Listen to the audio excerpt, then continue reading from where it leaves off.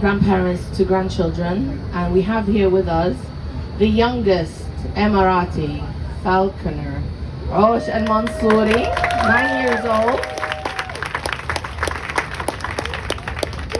and also with her mother Aisha al-Mansouri, the first Emirati falconer.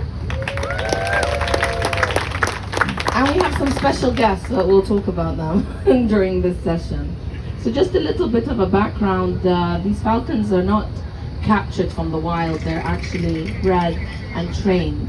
So it's not like that we were taking them away from their natural habitats. They're bred to be falcons that hunt and race.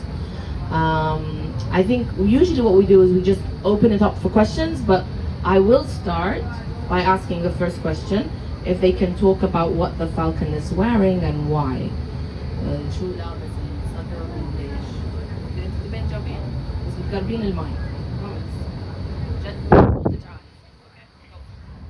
My name is Osha Khalifa Mansour. I am name is Falconry. Today I will talk with you about the hood. We call it a burga. This is we call it burga in the Arabic. This hood, they put it to the falcon because the falcon he was kept for the people, from the kids, and if the falcon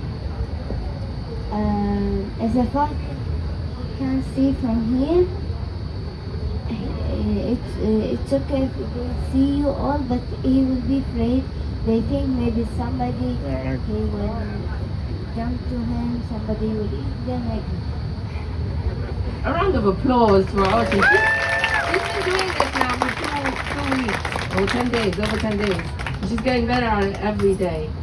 So just to reiterate that it's the falcon is scared of you. It's not you're going to be scared of the falcon.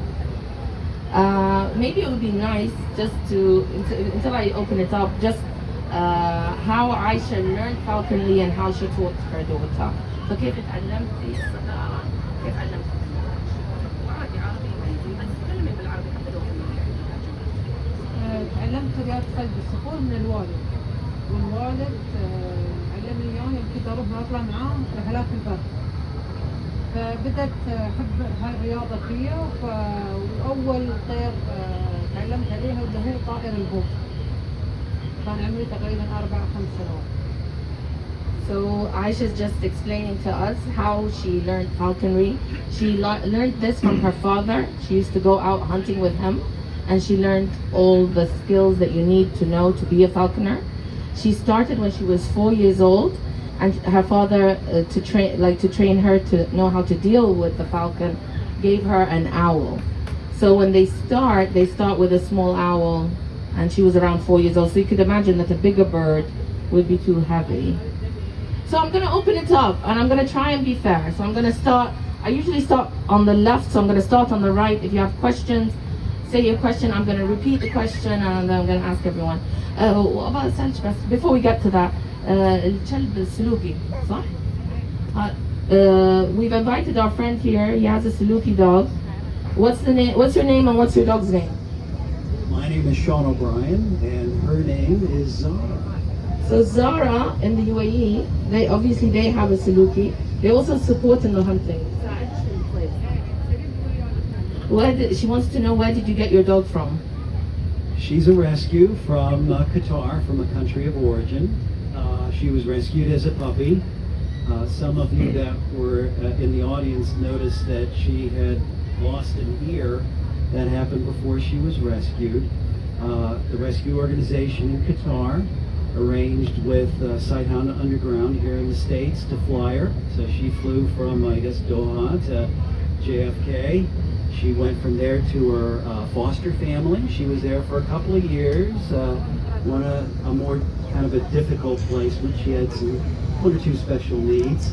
And then she came home with me during the height of the pandemic. She's been with me for 2 years now, and she's now 6 years old. She doesn't get a chance to hunt here in the States as she would back in a country of origin, unfortunately. Fantastic. So this is definitely a breed that is common in the region of the Gulf and in the UAE. And